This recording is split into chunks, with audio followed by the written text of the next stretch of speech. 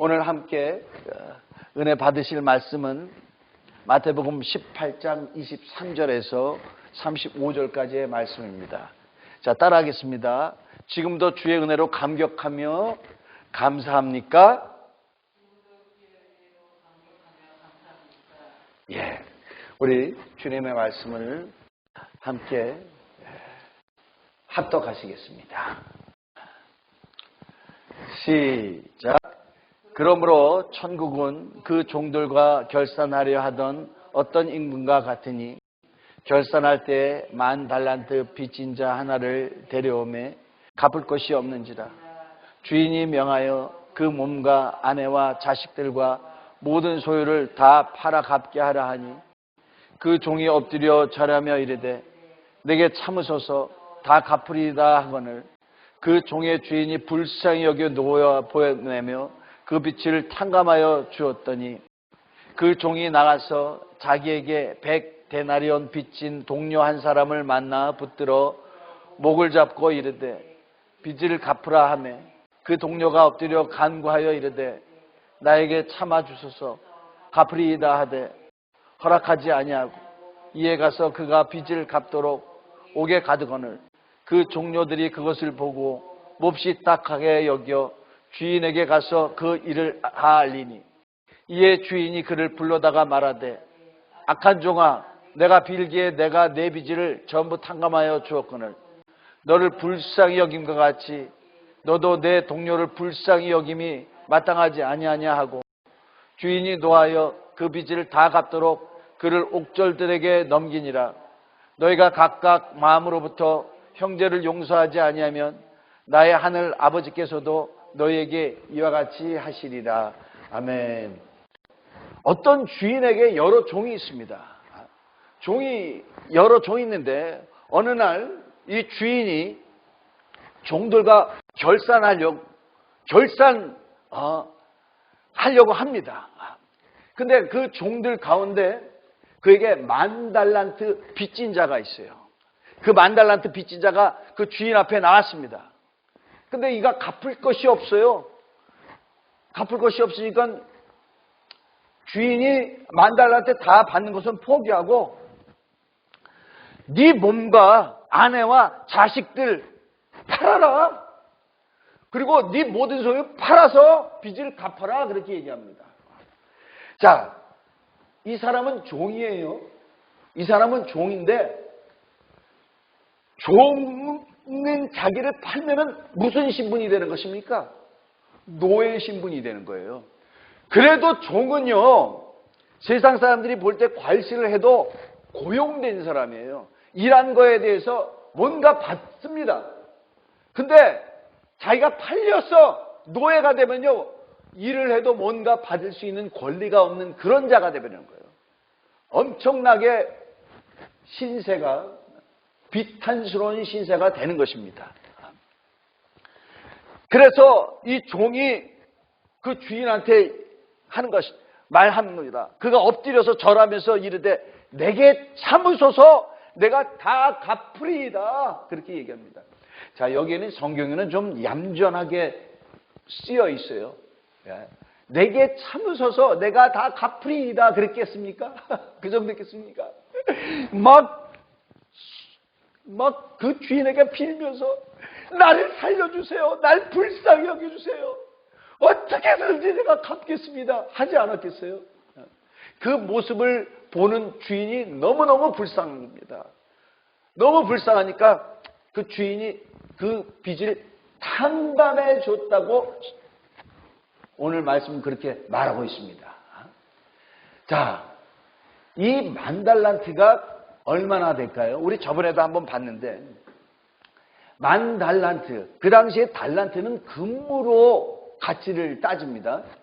금으로 하는데 여러분 금 1kg는요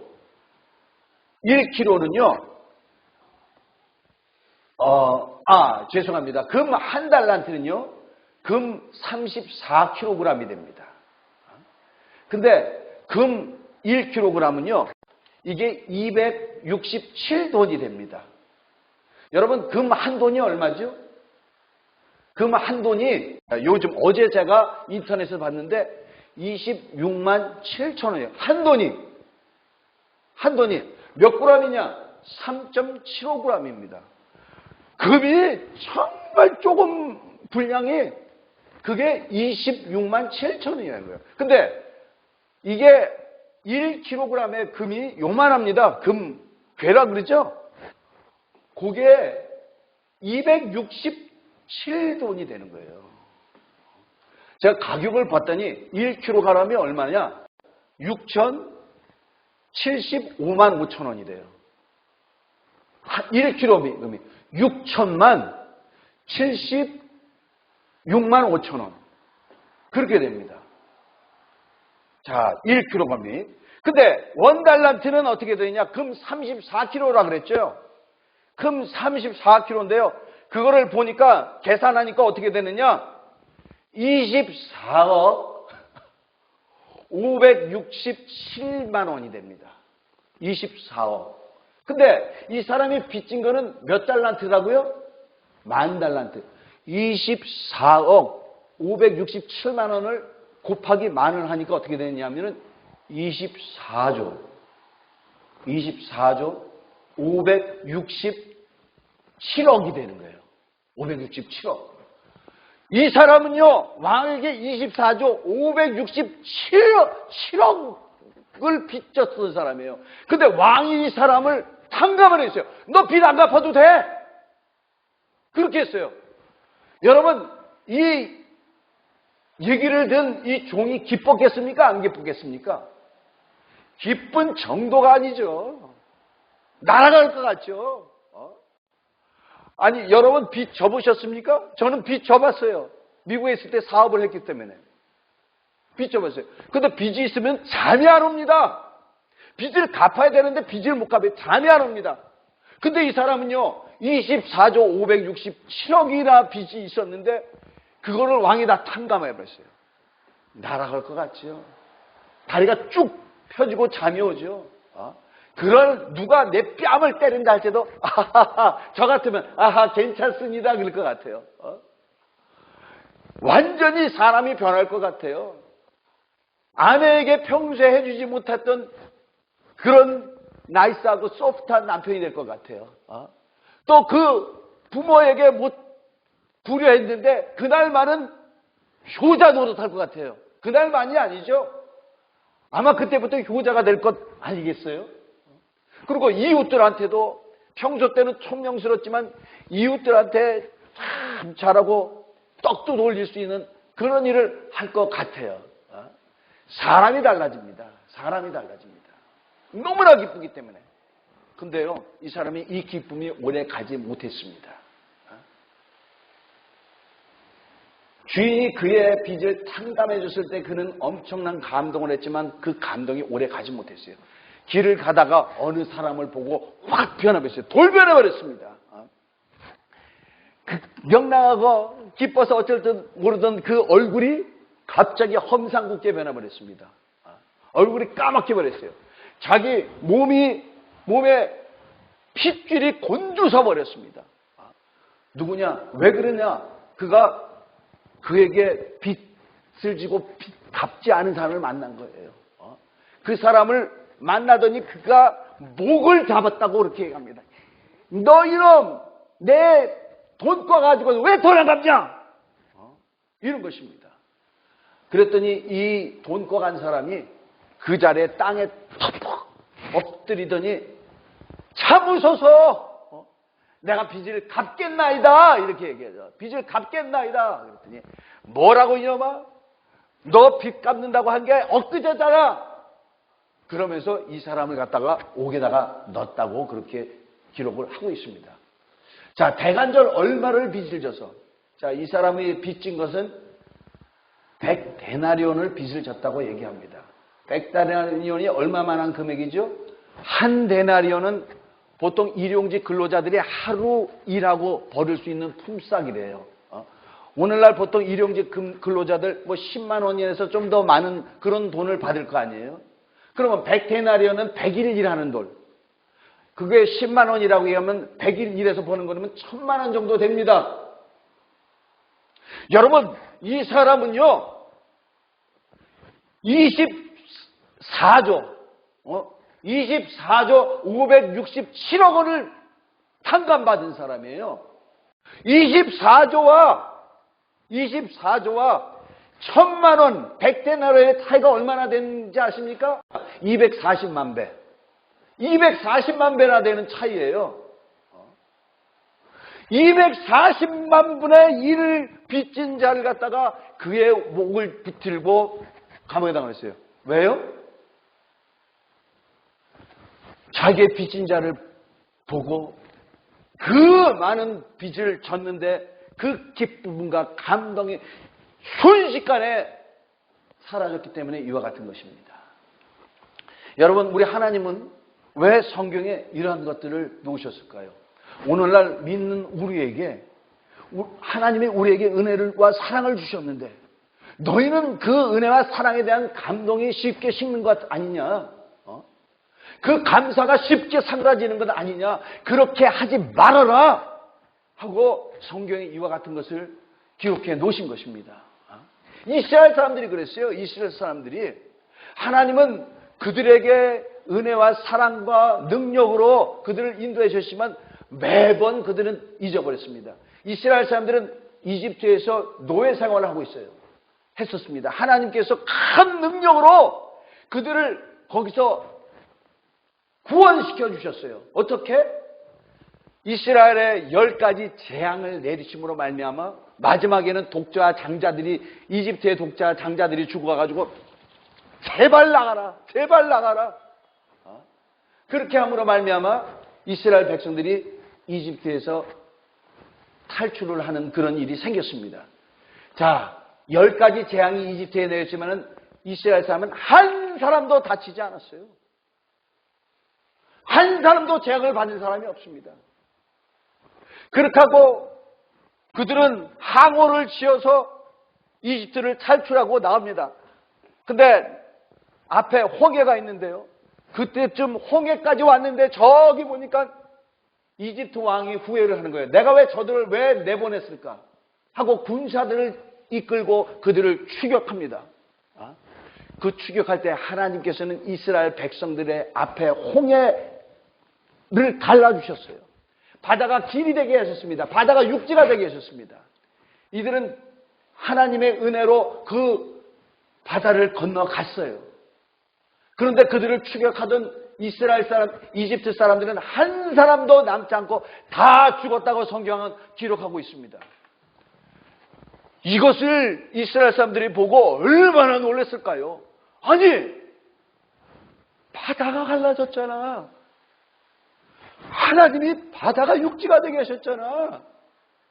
바다가 길이 되게 하셨잖아. 그래서 우리를 건너는데 저 이집트 사람들은 다 죽었어. 다 죽었어. 너무너무 놀랐습니다. 너무너무 기쁨이 넘쳤습니다. 누가 뭐라고 하지도 않았는데 그냥 자원해서 하나님을 찬양하기 시작하는 거예요. 하나님은 우리의 구원이시여, 우리의 반석이시여. 그가 크신 능력으로 우리를 구원하셨도다. 바다에 길을 내셔서 우리를 구원하셨도다. 성경에 나오는 최초의 음악행위, 최초의 찬양이 출애굽기에 나옵니다. 출애굽기 15장에 나옵니다. 그들이 하나님의 은혜로 건너간 다음에 그들은 또 여인들은 율동을 합니다. 여인들은 소곤을 치면서 하나님을 찬양을 합니다. 너무너무 기쁨이 넘쳤어요. 참으로 하나님이 그들과 함께 하시는다는 것 때문에 감격하고 감동했습니다. 그런데 문제는 이 감격과 감동이 오래 가지 못했습니다. 가다가 보니까 물이 없는 거예요. 하나님을 원망합니다. 하나님은 물을 해결해 주세요. 가다 보니까 먹을 것이 없는 거예요. 하나님을 원망합니다. 하나님은 해결해 주셨어요. 그렇게 원망하다가 이들은 광야에서 40년을 생활했어요. 40년이 찬 다음에 하나님은 이스라엘 백성들을 약속하신 가나안 땅에 가시는데요. 모세가 그들한테 얘기합니다. 신명기 8장에. 자, 신명기 8장에 있는 말씀입니다. 우리 다 같이 한번 읽어 보실까요? 여기 16절부터 있습니다. 시작. 내 조상들도 알지 못하던 만나를 광야에서 내게 먹이셨나니 이는 다 너를 낮추시며 너를 시험하사 마침내 내게 복을 주려 하심이니라. 그러나 내가 마음에 이르기를 내 능력과 내 손의 힘으로 내가 이 재물을 얻었다 말할 것이라. 내 하나님 여호와를 기억하라. 그가 내게 재물 얻을 능력을 주셨습니다. 이같이 하시면 내 조상들에게 맹세하신 언약을 오늘과 같이 이루려 하심이라. 자, 이 말씀 뭐냐면 너희가 여호와께서 너희에게 인도하신 땅에 가면 거기는 너희가 생활한 40년 동안 생활한 이 광야하고 틀려. 여기는 뭘 심어도 나지 않아. 근데 거기는 씨를 심으면 나. 너희네가 거기서 농사를 져서 많은 소출을 얻었다 하자. 네 능력으로 얻었다고 생각하지 마. 네가 거기서 은금을 얻었다고 생각하자. 네 능력으로 거기서 얻었다고 생각하지 마. 다 하나님께서 내게 재물 얻을 능력을 주셨기 때문에 네가 얻게 되는 것이다. 이렇게 말씀을 하십니다. 그러면서 네가 거기서 많은 재물을 얻고 먹을 것이 풍부해서 네 배가 불러올 때 너는 하나님을 잊지 말아라. 여호와를 잊지 말아라. 여호와의 은혜를 잊지 말아라 하고 모세가 신명기에 말하는 거예요. 자, 이 신명기는 뭐라 그랬죠? 레위기에 하나님께서 언약한 것을 모세가 이스라엘 백성들을 가나안으로 보내면서 신신당부한 것이 신명기라고 그랬죠. 나는 너희들에게 너무나 잘 알아. 너희들 너무나 잘 알아. 너희는 하나님의 사랑과 은혜로 인도함을 받고 먹고 마시고 거기 풀 한 포기라도 나느냐? 근데 거기 풀 한 포기가 안 나도 너희는 먹고 살았잖아. 하나님이 너희를 구름기둥과 불기둥으로 인도하셨잖아. 그런데 너희들은 조금만 지나면은 기억 상실증에 걸린 것 같이 하나님의 은혜를 잊어버렸어. 여기서도 그랬는데 이제 너희가 씨를 심으면 수확을 낼 그곳에서 야, 난 너무나 머리가 아프다. 난 너무나 걱정이 된다. 너희들 거기 가면 그렇게 하지 말아라 하고 신신당부하는 것이 신명기 말씀이에요. 하나님의 은혜를 잊지 말아라. 여러분, 하나님의 은혜를 잊지 않는 것이 신앙이에요. 하나님의 은혜를 잊지 않는 것이 신앙입니다. 여러분, 사람도 은혜를 아는 자에게 더 주잖아요. 그렇죠? 더 주잖아요. 이 자식들도 보면은요, 부모에게 감사하는 자가 잘 되는 걸 봐요. 우리 딸이 있는데요. 딸이 고등학교 졸업하고 대학 막 들어갈 무렵에 우리가 미국을 떠났습니다. 첫째, 둘째는 그래도 얘네들이 우리와 함께 살면서 자기네들이 좀 뭔가 아르바이트를 하면서 용돈을 벌면서 그렇게 살았지만 두려움이 없었어요. 왜냐하면 아빠 엄마랑 같이 있는다라는 것 때문에. 우리 딸은요, 대학 딱 들어가자마자 아빠 엄마가 떠난 거예요. 부모가 원망이 안 되겠습니까? 근데요, 얘는요 굉장히 고생했습니다. 우리 딸이요. 항상 우리랑 연락할 때마다 아빠 엄마가 우리한테 얼마나 잘해줬는데 아빠 엄마 미안해 하지 마요. 우리가 이렇게 된 게 아빠 엄마가 우리를 사랑해 주시고 우리를 키워주셔서 그렇지. 우리 너무너무 잘 키워줬어요. 얘가 돈이 없어가지고 융자를 받는 것이 두려워서 어떻게 되냐면 더블 메이저를 했어요. 전공을 2개 했습니다. 전공 2개 해야지 장학금을 받으니까. 근데 자기가 머리가 안 좋아요. 아빠 닮아서. 근데 얘가 하나님 앞에 나와서 기도한 거예요. 하나님 아버지, 나 돈 없어요. 내게 돈 주세요. 근데 하나님이 그러셨다는 거예요. 너는 왜 나를 구하지 않고 돈을 구하느냐? 그것 때문에 회개했대요. 회개한 다음부터 어떻게 되느냐? 모든 과목 all A. 모든 과목 다 A. 그리고 결국은 등록금 면제, 또 기숙사에 사는 것도 학교에서 나와. 그 다음에 용돈도 나오고. 대통령상은 못 받았지만 대통령상 후보까지 올라갔었어요. 참 얘는요, 아빠 엄마가 자기를 사랑해줬다는 것 때문에 항상 기쁜 거야. 항상 기뻐. 항상 기뻐요. 그러니까 뭘 해도 기쁘게 하는 거예요, 이거를.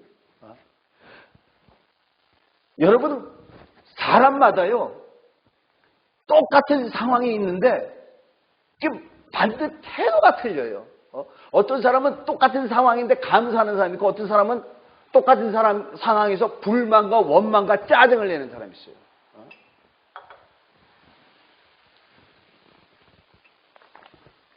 물이 아직도 이만큼이나 남았네.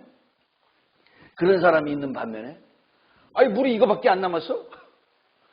그런 사람이 있습니다.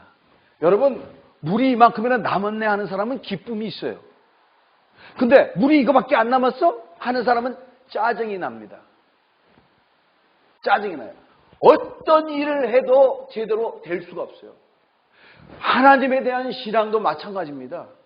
하나님께서 나에게 이렇게 해 주셨네?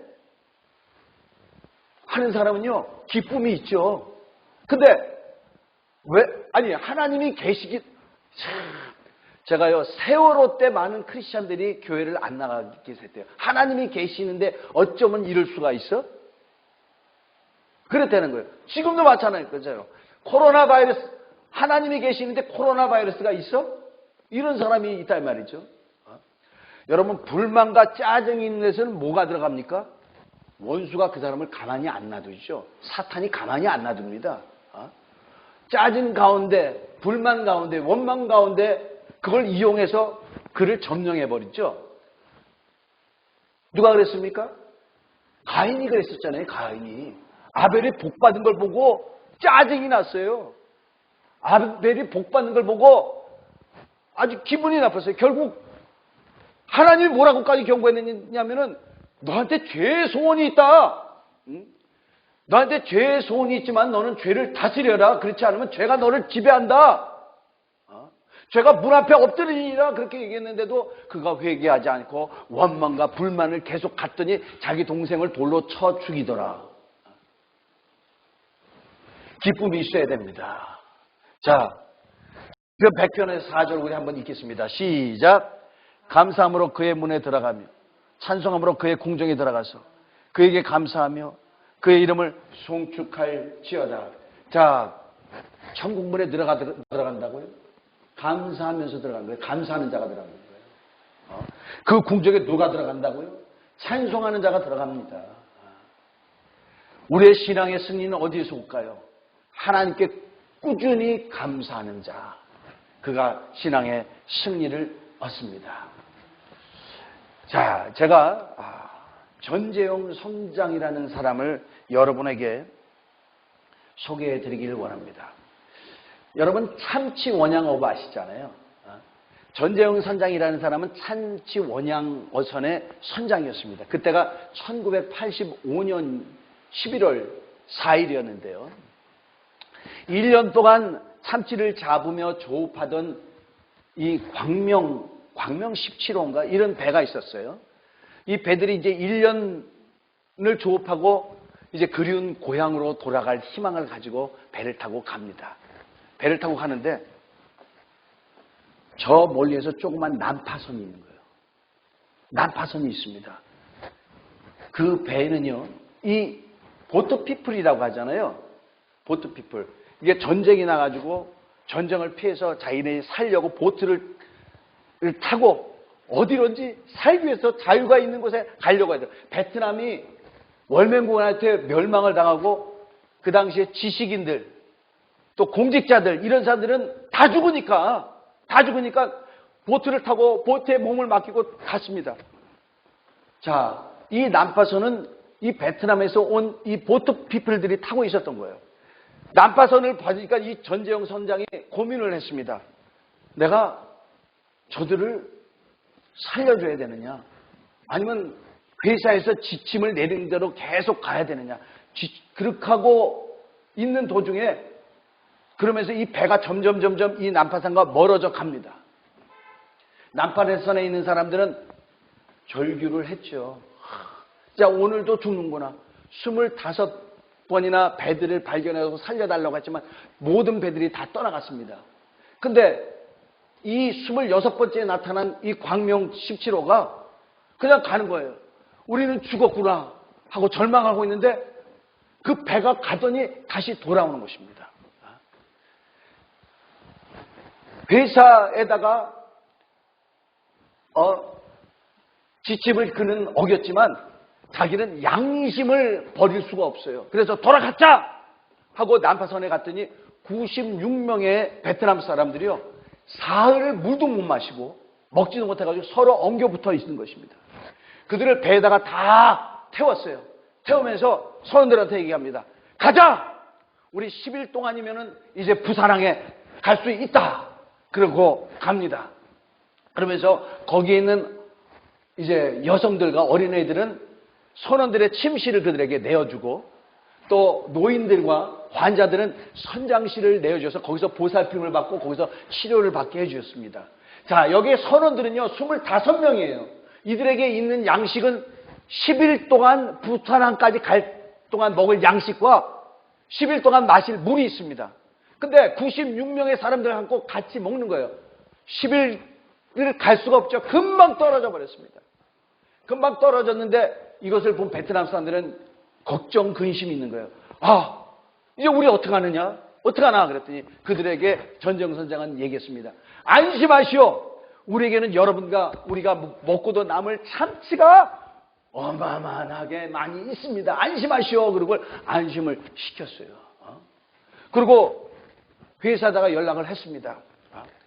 96명의 난민을 태워서 갑니다. 하고 그렇게 회사에다가 연락을 했습니다. 근데 그 가운데서는요, 부모와 떨어진, 부모와 헤어지고, 부모는 아직까지 베트남에 있어서 걱정하는 사람들이 있어요. 그런 사람에게 이 선장은, 전재영 선장은 그들의 슬픔을 어루만져주고 위로했다고 그렇게 얘기를 합니다. 자, 10일 후에 부산항에 이 배가 도착했습니다. 도착한 다음에 이 베트남 사람들, 96명의 베트남 사람들은요, 피난민 난민 수용소 있죠? 난민 수용소에 1년 반 있다가 1년 반 후에 그들은 미국으로 건너가게 됐어요. 자, 미국으로 건너간 다음에 이 가운데 리더가 있습니다. 이름이 피터 누엔이라는 사람인데 그 당시에는 청년이었어요. 이 청년은 미국 정부의 그 배려로 인해서 간호학교에 들어가게 됐습니다. 그래서 간호안이 됐다가 나중에 자기 사업도 하게 됐는데, 처음에는 전혀 모르는 땅 미국에 와가지고 먹고 사는 것 때문에 바빴지만 살만 하니까 이 사람이 무슨 일을 했냐면 전재용 선장을 기억하기 시작했습니다. 아, 그가 우리를 살려줬지. 그가 우리 슬픔을 어루만져줬지. 그가 아니었으면 우린 죽었어. 그래가지고 그 선장을 만나려고 한국에다 계속 연락을 합니다. 그러다 연락이 되질 않는 거예요. 연락이 되지 않아도 계속 포기하지 않고 연락을 했는데, 편지도 보내고 했는데 17년 만에 그가 한국과 연락을 한 17년 만에 편지가 왔습니다. 전재용 선장한테 편지가 왔습니다. 그동안 나에게 나를 살리려고 많이 애를 썼다고 하는데, 그동안 내게 연락이 안 된 것은 내가 부산항에 오자마자 나는 해고를 당했습니다. 회사의 명령을 거부한 것 때문에 해고를 당했습니다.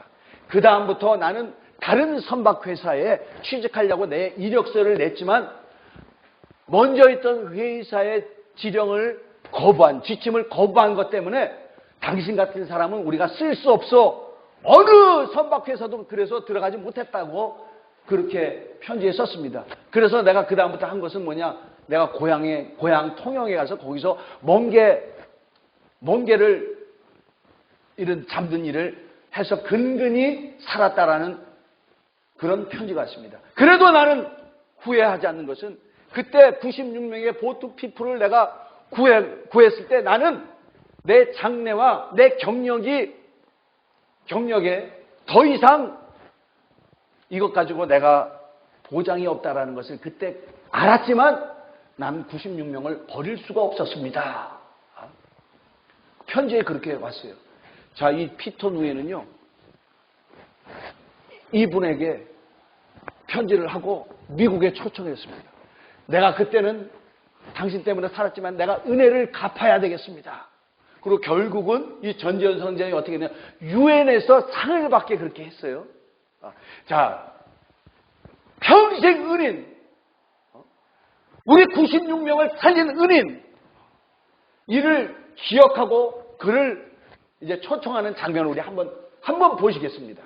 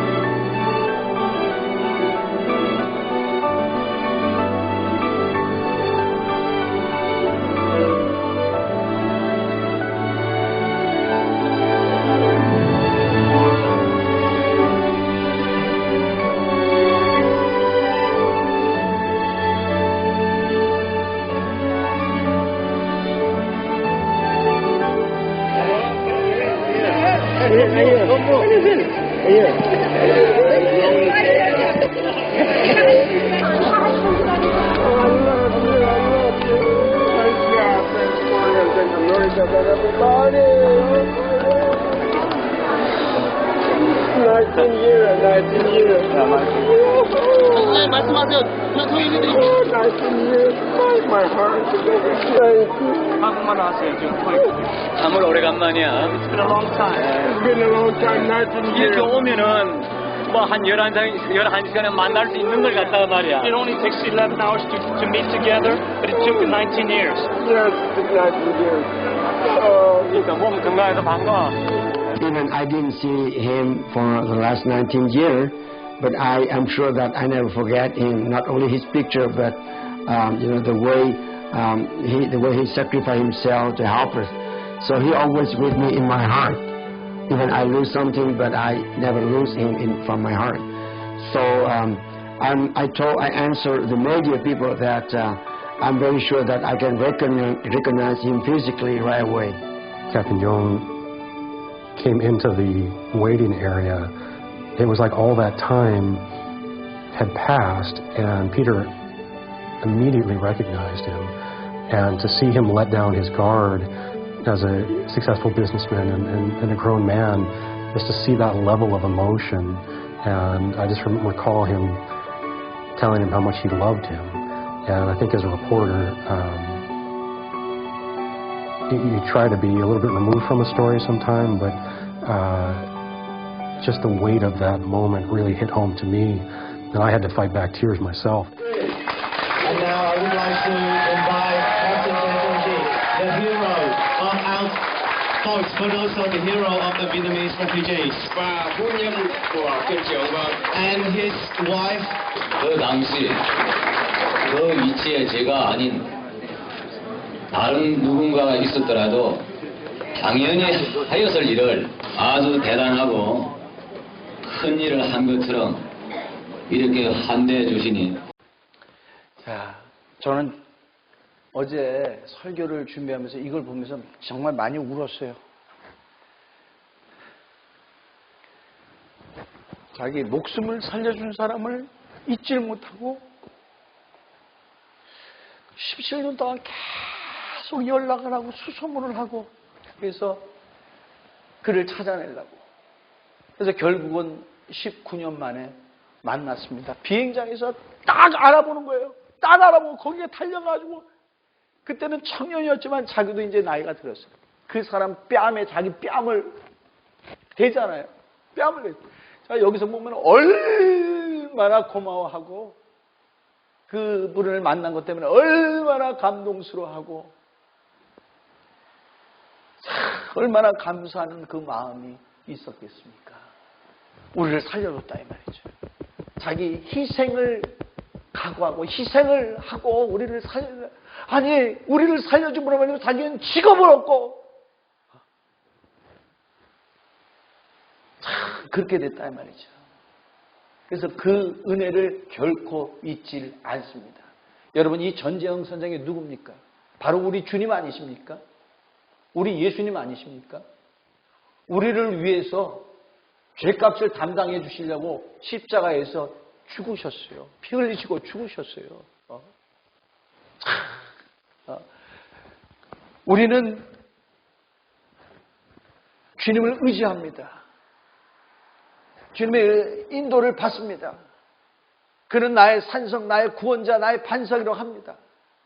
그러나 정말 우리 주님을 얼마나 사랑하고 있을까요? 얼마나 그에게 감동하고 감격하고 그 사랑에 지금도 여전히 감사하고 있을까요? 우리 주님이 원하시는 거는요, 이거예요. 우리가 주님을 사랑하는 것과 주님께 감사하는 마음을 갖고 있는 것입니다. 사도 바울은 그가 복음을 전할 때마다 항상 그럽니다. 나는 죄인 중에 괴수다. 죄인 중에 괴수다. 그렇게 복음을 전한 때마다 자기는 죄인 중에 괴수인데 우리 주님이 나를 구원해 주셨다면서 나에게 은혜를 주셨다고 그렇게 얘기를 합니다. 그는 복음을 전하다가요, 돌에 맞습니다. 돌에 맞아가지고 죽었는지 알고 사람들이 갖다 버렸어요. 근데 후두두두 털고 또 가서 복음을 전합니다. 얼마나 열심히 했는지 자기가 얘기하는 거예요. 나는 다른 사람보다도 열심을 냈다. 그런데 내가 한 것이 아니야. 내가 한 것이 아니고 오직 주의 은혜가 나로 하여금 할 수 있게 하셨다고 그렇게 얘기합니다. 나는 정말 다른 사도보다도 정말 부족한 자인데 하나님이 나로 하여금 주의 일을 하게 한 것은 오직 주의 은혜였습니다. 그러면서 내가 나 된 것은 오직 주의 은혜로다. 오직 주의 은혜로다. 그렇게 얘기를 했습니다. 그러면서 어떻게 했죠? 기도를 많이 하는 분이 성령께서 그를 인도하시는 거예요. 성령께서 그에게 말씀하십니다. 각 도시마다, 내가 가는 도시마다 너에게 환난과 결박이 있을 것이다. 그런데도 바울은 가는 거예요. 성령께서 그렇게 증거하셔도 나는 내 달려갈 길과 주 예수께 받은 사명, 하나님의 은혜의 복음을 전하는 일에 내 목숨을 조금도 중한 것으로 여기지 아니하는도다. 그래요. 내게 하나님이 복음을 주셨는데 이거는 무슨 복음? 은혜의 복음. 은혜로 이 복음을 전하게 하셨다 이 말이죠. 또 이 복음은 복음을 받는 자들마다 하나님의 은혜로 살아나게 하셨다 이 말이죠. 그래서 자기 목숨을 중한 것으로 여기지 아니하는도라 그렇게 얘기를 하는 겁니다. 그러면서 나는 복음의 빚진 자다. 여러분, 바울은 복음의 빚진 자래요. 복음의 빚진 자가 뭡니까? 빚진 자는 잠을 못 잡니다. 나 이거 갚아야지. 왜 앞에 목숨의 위협이 있어도 복음을 전하러 갑니까? 나는 복음의 빚진 자다.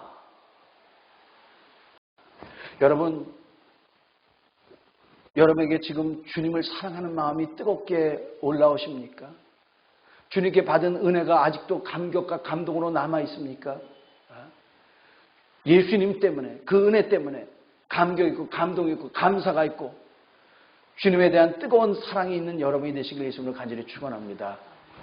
11월 이제 2주만 있으면 추수감사절입니다.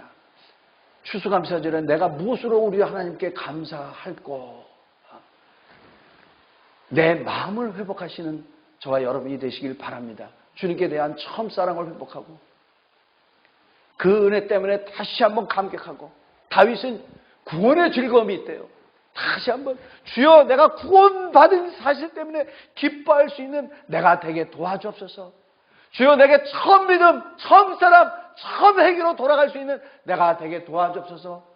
그렇게 기도하며 나갈 수 있는 저와 여러분이 되시길 바랍니다. 우리 시간에 기도하시겠습니다.